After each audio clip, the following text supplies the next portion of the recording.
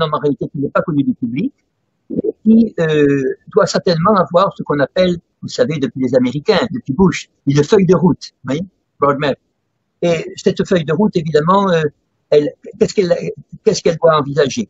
Une rentrée terrible, qui sera la rentrée de septembre, avec, vous savez, énormément de faillites, déjà, je constate, en les voyant, vous voyez de nombreux magasins marqués, fermés définitivement, des petits magasins. Je vois de grandes compagnies aériennes qui disent qu'elles n'embaucheront pas de longtemps. Et donc, toute cette disons, tout ce bouleversement va se traduire par certainement des manifestations bien plus violentes, bien plus anarchiques, bien plus désespérées en un sens que celles que nous avons connues avec les Gilets jaunes. Et je crois donc que ce Premier ministre a été choisi, comme on dit, non pas parce qu'il a organisé bien le confinement, mais parce qu'il a certainement des méthodes certainement de caractère policier ou de politique répressive, voyez-vous, qui conviennent. Lui-même devait remplacer, je vous le signale, un homme qui par ailleurs, bon, il est franc-maçon connu, bien sûr, mais que j'estime sur le plan personnel, parce que c'est un bon littéraire, disons, un helléniste connu, c'est monsieur le maire de Lyon, monsieur Collomb. Monsieur Collomb avait démissionné en 2018 parce qu'il pensait que nous étions à la veille d'émeutes importantes, de sécession même du territoire, voyez-vous, dans certains endroits, qu'a annoncé monsieur Hollande, dans ses mémoires. Et donc, il démissionnait parce qu'il n'était pas écouté quant aux mesures à prendre, disons, pour éviter cet affrontement. Or, je terminerai là-dessus, il y a des forces sombres, en particulier des forces attachées à l'entité sioniste et autres, qui veulent l'affrontement, voyez-vous, qui désirent justement, comment dire, approfondir approfondir ce qu'il y a en France, disons, de matière à guerre civile, voyez-vous, à guerre civile durable. Parce que sans une guerre civile durable, on ne peut pas imposer des mesures autoritaires et dictatoriales. Or, celles-ci sont exigées par les financiers qui nous gouvernent. Je terminerai une chose pour ceux qui veulent lire la France en un mot. Hein. Nous avons quand même une dette terrible qui fait maintenant 120% du PIB, ce qui est énorme, du produit intérieur brut. Et donc, il faut une réponse. Est-ce que la réponse sera économique? Nous croyons le pays très faible. Est-ce qu'elle sera une réponse autoritaire? Je le crois. Et je pense que ce monsieur a été choisi en fonction de ça. Vous savez, dans les partis politiques, nous avons, que ce soit à droite ou à gauche, des hommes très bien placés venant de cette société sioniste. Et la droite en particulier, vous savez, autour de M. Zemmour, autour d'autres personnes, etc., que je ne nommerai pas, veulent former une sorte disons, de mouvement contre l'anarchie sociale en France, contre le désordre en France, mais des ordres qu'ils ont eux-mêmes créés, voyez-vous, pour pouvoir ensuite apparaître comme les sauveurs. La France est malheureusement un pays affaibli. La solution serait qu'elle se renforce avec ses partenaires européens, et je crois que le mouvement sioniste fera tout pour que justement l'Europe dont on parle tant, la véritable Europe entre les nations, n'ait pas lieu. Mais que ce soit justement des sociétés anonymes, voyez-vous, qui, prenant le nom d'Europe, voyez-vous, en fait, dicteront leurs intérêts particuliers. Nous sommes, comme on dit en psychiatrie, aliénés. Il y a une espèce de personnage, voyez-vous, qui prend le visage des Français et qui ne répond pas aux intérêts, à la finalité, je ne dis pas seulement du peuple français, mais des composantes variables, bien sûr, variées du peuple français, qui sont destinées à vivre ensemble. On ne peut pas dire autrement. Et c'est justement ce que fera ce nouveau gouvernement, à notre avis, c'est d'approfondir les différences, d'approfondir les oppositions pour justement, disons, terroriser l'ensemble de la population. Le pouvoir nous prépare à quelque chose. D'abord, on nous maintient en état, comme on dit, de tension. C'est un état de tension métabolique, d'inquiétude permanente, même de bas étage ou de basse intensité, mais n'empêche, c'est une inquiétude. Et donc les gens dans l'inquiétude préfèrent toujours, on l'a vu, comme pendant les épisodes terroristes, se protéger sous le parapluie étatique ou celui du pouvoir. On l'a vu en Angleterre, les attentats, comme par hasard, islamistes ou dits islamistes avant les élections, ont fait augmenter le vote en faveur du pouvoir. Voilà. Donc c'est tout bénef politiquement et économiquement, bien sûr, on le sait. Qu'aujourd'hui, on le voit, se concrétise. C'est comme si en 2008, on avait la première mi-temps, que ça n'avait pas été réglé complètement, puisque le capitalisme financier a continué ses délires. Et aujourd'hui, on a l'achèvement, en quelque sorte, de cette crise, avec une destruction de valeurs, une destruction d'emplois, etc. Toujours dans cette opposition entre capitalisme productif et capitalisme financier. Et c'est toujours évidemment, selon la fameuse phrase de Cavana, socialisation des pertes et privatisation des bénéfices. Les multinationales font des énormes bénéfices et ce sont les peuples qui en payent le prix. Voilà. Voilà. Et aujourd'hui, on a l'impression que tout le discours justement de la presse et surtout des politiques, c'est de nous engager vers un après, la fameuse France d'après, qui serait une France où justement on ne serait plus dans la production directe, mais dans la gestion des flux financiers. Déjà, on voit ça avec l'individualisme, le télétravail, les collectifs, les sièges des entreprises qui commencent à non pas délocaliser leur entreprise ou leur siège, mais délocaliser leurs employés. Donc il y a quelque chose qui est en train d'exploser et on est dans une période très importante du capitalisme qui est en train de se transformer physiquement. Et je pense que la crise de 2008, c'est le passage vraiment du capitalisme financier, du capitalisme productif au capitalisme financier. Et aujourd'hui, on est à la deuxième vague, la deuxième mi-temps, avec la concrétisation de toutes ces choses qui étaient en attente et qui étaient souterraines. Aujourd'hui, ça sort de terre. Les Français sont un peu ébahis. Évidemment, ça sort de terre à l'occasion d'une crise sanitaire absolument fabriquée. On reviendra pas sur la fabrication du virus, etc. et son lancement. Mais c'était l'occasion, évidemment, en 2020, 12 ans après la crise, la première crise financière importante, de glisser derrière la crise sanitaire, non pas une crise économique majeure, mais une évolution économique majeure. Et on est en train de passer, effectivement, dans un nouveau capitalisme qui a moins besoin d'emploi, d'où, à mon avis, bientôt, le revenu universel qui va arriver, avec des millions de personnes qui seront au chômage chronique toute leur vie et qui n'auront plus accès à un travail, je dirais, normal. Je rajoute par-dessus, évidemment, l'évolution, l'ubérisation de la société. Et là, je pense que bientôt, les lois, après s'être attaquées chez nous aux retraites, vont s'attaquer au fameux CDI, qu'on pensait imprenable, mais qui ne le sera pas longtemps. Oui, et à travers ce prisme, on a vraiment l'impression que l'état d'urgence sanitaire qui est en train d'être instauré de manière permanente va servir de passerelle vers cette nouvelle économie de marché, cette société de consommation 2.0.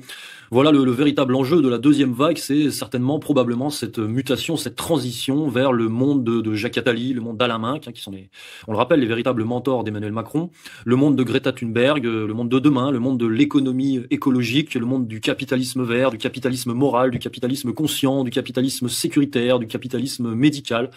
Bref, l'avènement de ce monde d'après, qui pour le moment prend les couleurs des GAFA et de Uber, avec le télétravail au milieu et la fin des classes moyennes productives.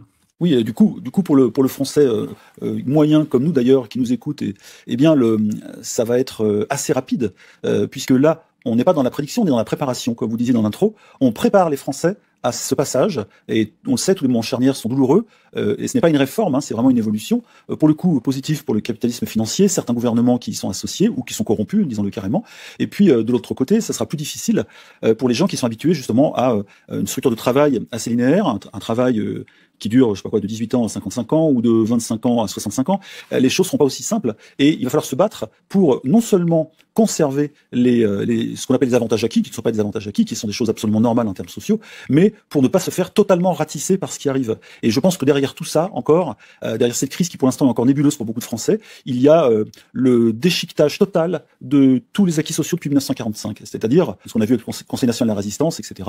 Vous allez voir que les vacances sont déjà les retraites, les retraites à 60 ans sont sur la sellette, ça va être 65, puis beaucoup plus bientôt, 67, 68, mais il va y avoir aussi les vacances, il va y avoir la durée de travail, tout cela est en train d'être pulvérisé et justement, c'est dans une période où les syndicats sont faibles, il faut le dire, c'est à peine 3%, je crois, des Français qui sont syndiqués en CDI, et n'ont pas les moyens de faire contrepoids à ces mesures gouvernementales qui avancent. C'est simple, Macron, juste après le confinement, il a dit, à peine le déconfinement, ou le confinement était terminé, il a dit, on va reprendre notre réforme des retraites. Ça veut dire que là, on va passer au vrai travail de fond.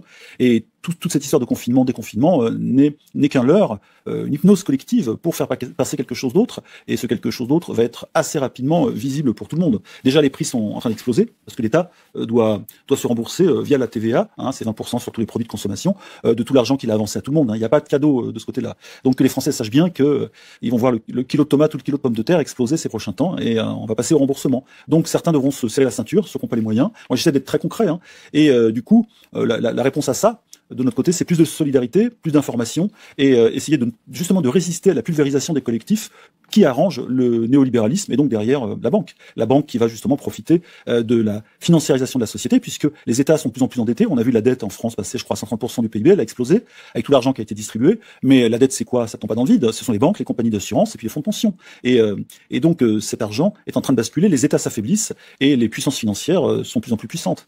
Et je dirais que on n'a pas grand-chose à attendre de ces puissances financières. On le sait, puisqu'elles n'ont rien à battre des gens, de leur emploi, de leur niveau de vie. On l'a vu avec la mondialisation ces 30 dernières années.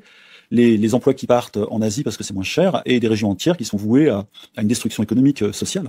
Oui, donc de ce point de vue-là, très difficile de vendre aux masses populaires ce nouveau monde hyper brutal, financiarisé dont vous nous parlez. Alors évidemment, entre deux confinements, une petite guerre civile, une petite guerre raciale, finalement tout se passera très bien et ce nouveau monde adviendra dans le coton. Et là, on le voit depuis quelques années, je dirais de l'épisode terroriste, la séquence terroriste 2015-2016, toutes les ingénieries sont à l'ordre du jour. On a l'impression que, je me répète, mais que ceux qui sont vraiment au pouvoir disposent d'un clavier ou d'une régie avec des boutons qu'on pousse, des potards, avec à chaque fois une ingénierie différente. Elle peut être terroriste, elle peut être économique, elle peut être aussi sanitaire, et tout ceci est utilisé. La dernière, vous le dites, c'est l'ingénierie noir contre blanc ou blanc contre noir plutôt, qui permet de gagner du temps, de créer des contre-feux, de pulvériser encore, si c'est possible, ou d'affaiblir l'unité de la nation, parce que rien n'est pire pour un pouvoir totalitaire ou minoritaire que une nation soudée, une nation fière d'elle, etc. Donc, ceci explique toutes les attaques sur l'histoire de France actuelle, sur son passé, glorieux ou pas, peu importe, mais il y a un passé, il y a une réalité historique, et surtout ces affrontements intercommunautaires voulus toujours par les mêmes, et qui vont toujours dans le même sens, affaiblissement du pays, nucléarisation des gens, affaiblissement de la famille, etc. Là, on va se répéter, mais aujourd'hui, c'est marrant, hein, entre guillemets, tout arrive en même temps. Il manquerait plus qu'un gros attentat pour avoir la totale, mais peut-être que c'est même pas nécessaire. Et je dis ça sans cynisme. Je pense, moi, à toutes les familles qui ont perdu des membres dans les attentats de Paris, de Saint-Denis, de Nice, etc. Ça n'est presque même plus nécessaire aujourd'hui. On passe par des épisodes terroristes sanitaires, même médiatiques. La terreur médiatique, on l'a vu, elle continue avec Tedros, qui, à la tête de l'OMS, envoie, alors qu'il est complètement déconsidéré, envoie presque des consignes aux médias qui le reprennent sans sourciller, et en même temps qui essaie de démolir la crédibilité du professeur Didier Raoult, qui représente le noyau de résistance française. C'est pour ça que c'est aussi fort et aussi important ce débat autour de Raoult. C'est pour ça qu'on en parle beaucoup aussi et qu'on le soutient, parce qu'il représente cette résistance de l'esprit français à cette marchandisation américano-sioniste du monde qui nous menace et qui fera tout pour gagner la France. Eh bien, on va se quitter là-dessus, colonel. Au revoir. Restez chez vous, pliez un genou, retournez chez vous, perdez vos emplois, adaptez-vous. Voilà, chers auditeurs, les mots d'ordre et les véritables enjeux qui se cachent derrière la seconde vague de couillonavirus ou de coronavirus. Lucien Cerise, vous avez une formation en sciences humaines et sociales avec une spécialisation dans le langage et l'épistémologie. Vous êtes l'auteur notamment de Retour sur Maïdan, la guerre hybride de l'OTAN, et de Neuropirate en 2016, réflexion sur l'ingénierie sociale justement. Lucien Cerise, dans un premier temps, est-ce que vous pouvez nous donner une définition de ce qu'est l'ingénierie sociale? Alors je propose la définition suivante. L'ingénierie sociale est la transformation furtive d'un sujet social, individu ou groupe. Je propose cette définition sur la base des travaux de gens qui m'ont précédé, donc le fameux épistémologue Karl Popper, qui en 1945 publiait La société ouverte et ses ennemis, et où il travaillait justement cette notion d'ingénierie sociale, c'est-à-dire qu'il a permis en fait de la faire connaître du grand public, bon bien que ses lecteurs étaient quand même un peu triés sur le volet, mais disons que la notion d'engineering of consent, par exemple, d'ingénierie de fabrication du consentement, était encore moins connue avant son ouvrage. Toutes les notions qui tournaient autour du contrôle social, du management, du marketing, étaient quand même assez réservées à des milieux professionnels, assez peu connus, ayant peu finalement de visibilité publique. Karl Popper, vous l'évoquiez, qui est en fait le théoricien donc de l'ingénierie sociale et aussi le mentor de George Soros. Vous aviez d'ailleurs signé la postface de cet ouvrage de Pierre-Antoine Plaquevent. Je me suis d'ailleurs intéressé beaucoup à cette postface pour réaliser cet entretien. Et donc voilà, vous parlez de comment créer de nouvelles normes mentales pour transformer la nature des êtres humains en réalité. Oui, tout à fait. C'est évidemment l'objectif de quelqu'un comme George Soros, c'est de mettre en quelque sorte entre parenthèses tout ce qui a fait l'espèce humaine, notamment ce que la théorie du genre appelle l'hétéronormativité, comme si c'était une norme parmi d'autres, et que l'on pourrait finalement mettre de côté, ou du moins que l'on pourrait en quelque sorte ringardiser. Et donc Soros soutient énormément effectivement tout le lobby LGBT. Et comment le cerveau également dissocie, ne parvient pas tout à fait d'ailleurs à dissocier le réel du virtuel. Vous dites voilà, le cerveau humain ne distingue pas forcément ces deux notions. Il nous arrive par exemple de rire ou de pleurer, d'avoir des émotions devant un film. Oui, tout à fait, oui, c'est ça, c'est le rôle des neurones miroirs, c'est-à-dire qui en fait nous permettent de nous identifier à autrui, du moins de nous identifier à ses émotions, et en fait les neurones miroirs ne distinguent pas effectivement le réel du virtuel, c'est-à-dire que nous pouvons nous identifier à des émotions sur un écran de cinéma par exemple. De la même façon, les joueurs de tennis, les gens qui pratiquent le tennis savent que ils peuvent améliorer leur technique de jeu en regardant des matchs à la télévision. Il n'y a pas que les joueurs de tennis, mais les sportifs en général. Et donc, effectivement, bon, ça, c'est ce qui permet effectivement aux médias de nous enfermer dans une sorte d'hallucination collective. Sorte d'hypnose, d'ailleurs. C'est ça, une hypnose, oui. Alors ça, j'appelle ça du reality building. Bon, c'est un petit peu un clin d'œil au monde anglophone, puisque les anglophones aiment bien inventer des concepts à tour de bras et fondés sur des associations comme ça, sur des mots valises. Donc en fait, en français, on appelle ça du constructivisme, ni plus ni moins. Mais bon, pour sourire un peu, j'ai appelé ça du reality building, la construction de réalité. Et c'est effectivement, ça repose sur le principe de l'hypnose, c'est-à-dire que la parole de l'hypnotiseur devient la réalité de l'hypnotisé. Et en fait, c'est le fonctionnement des médias. Une parole politico-médiatique va devenir notre réalité. Qu'est-ce qu'une vie humaine? Qu'est-ce qu'une vie d'homme quand on abandonne tout pour, en fait, simplement préserver la vie biologique. Là, c'est ce qui nous est arrivé pendant le confinement. On a renoncé à tout. Évidemment, sous la pression, sous une pression politique, médiatique et policière intense, évidemment. Référence d'ailleurs à l'ouvrage de Foucault que vous venez de citer, Surveiller et punir. Oui, oui, tout à fait. C'est-à-dire que là, on a vu l'application de ce que Foucault décrit, c'est-à-dire une surveillance panoptique. Puisque le confinement et la distanciation sociale, c'est le vécu quotidien, c'est le pain quotidien des prisonniers. Et c'est ce qu'on nous a fait vivre. Mais je veux dire, ce n'est même plus métaphorique là. Donc en fait, on observe en fait une inversion complète du statut finalement du prisonnier et des gens normaux, du citoyen. Voilà. Donc je pense que ça ne se fait pas au hasard, parce que bon, c'est tellement rigoureux en fait dans l'application que ça suppose une méthode de pensée, une méthode d'action. J'en parlais aussi dans Gouverner par le chaos dans la deuxième édition. C'est-à-dire que là, il y a une confusion volontaire, même une fusion en réalité des statuts, donc du prisonnier et de la liberté. En fait, aujourd'hui, nous sommes tous en liberté surveillée, et en fait, il n'y a plus vraiment de distinction entre le régime carcéral et la liberté. Autre notion très importante, notion clé, celle de pompier pyromane. Pour vous, l'État aurait aidé cette crise à s'installer pour mieux en sauver les Français? Alors, volontairement ou involontairement, mais c'est bien ce qui s'est passé, puisque le 24 janvier, à la sortie du Conseil des ministres de cette date-là, Agnès Buzyn nous dit il n'y a pas de problème, tout va bien, les Chinois vont réussir à contenir l'épidémie chez eux. Il se trouve que l'OMS disait la même chose, et l'INSERM également. Voilà, donc manifestement, là il y a eu effectivement un laisser-faire, un laisser-aller, et un laisser-passer, en quelque sorte, du virus, de pays en pays. La première chose à faire, c'était effectivement de fermer les frontières. Mais après, c'est de savoir est-ce que c'était volontaire ou pas, est-ce qu'ils avaient vraiment conscience de la dangerosité, et est-ce qu'il y avait dangerosité d'ailleurs? Alors, Agnès Buzyn est revenue justement sur ces déclarations du 24 janvier, dans un article, dans un entretien au Monde du 17 mars, où elle dit « J'avais menti. J'ai menti le 24 janvier. Je savais en fait qu'il y avait quelque chose d'énorme qui se préparait. » Bon, tout ça est tout à fait troublant. C'est donc là, bon, si on met bout à bout en fait, cette persistance dans l'erreur, enfin toutes ces erreurs persistantes, il y a de quoi se demander effectivement si on n'est pas dirigé par des gens qui veulent finalement nous empoisonner. Enfin, je veux dire en fait, qui veulent nous. Mais est-ce que le pompier pyromane peut être encore pompier vu maintenant? Est-ce qu'on peut se dire que le feu est un peu hors de contrôle et qu'on va jamais pouvoir sauver la situation? Qu'elle est aujourd'hui. Alors après, il faut effectivement se demander dans quelle mesure les mesures de contrôle social, de surveillance, etc., ne sont pas en fait une exploitation d'un problème réel, mais relativement anodin. Enfin, je veux dire, bon, ce virus ne tue pas, n'est pas si dangereux que ça. Je veux dire, il tue des gens qui sont de toute façon en fin de vie et dans l'immense majorité des cas. Bon, donc après, on peut se demander aussi dans quelle mesure, le confinement par exemple n'a pas augmenté le taux de mortalité. Il y a quand même un certain nombre de contradictions logiques dans la narration politico-médiatique, puisque on nous dit simultanément que il y a une hécatombe dans les maisons de retraite, dans les EHPAD, mais précisément les maisons de retraite sont les lieux, les environnements les plus confinés. Donc bon, là on ne peut plus dire que le confinement sauve des vies dans ces conditions. C'est purement logique. Peut-être également l'usage dans ces établissements de ce médicament, le Rivotril, qui a pu peut-être précipiter des gens. Oui, en plus dans la tombe. Vous estimez aujourd'hui, Lucien Cerise, que le gouvernement n'a qu'un seul objectif, un objectif double, la vaccination de masse et la surveillance électronique. Expliquez-nous un peu d'où vous tenez ça. Alors, je le tiens en fait de Bill Gates, qui dans un entretien sur son blog a dit clairement pas de retour à la normale. Enfin, et puis il l'a pas que dit que sur son blog, dans un entretien écrit, il l'a dit aussi en vidéo, enfin dans des entretiens vidéo. PDG de Microsoft, Bill Gates. Bill Gates, voilà, PDG de Microsoft, et il a dit très clairement, voilà, pas de retour, en tout cas, pas de retour à la normale, sans vacciner toute la planète, pour ainsi dire, et sans surveillance électronique. C'est-à-dire en fait surveillance électronique pour discerner qui a été vacciné, qui ne l'est pas, etc.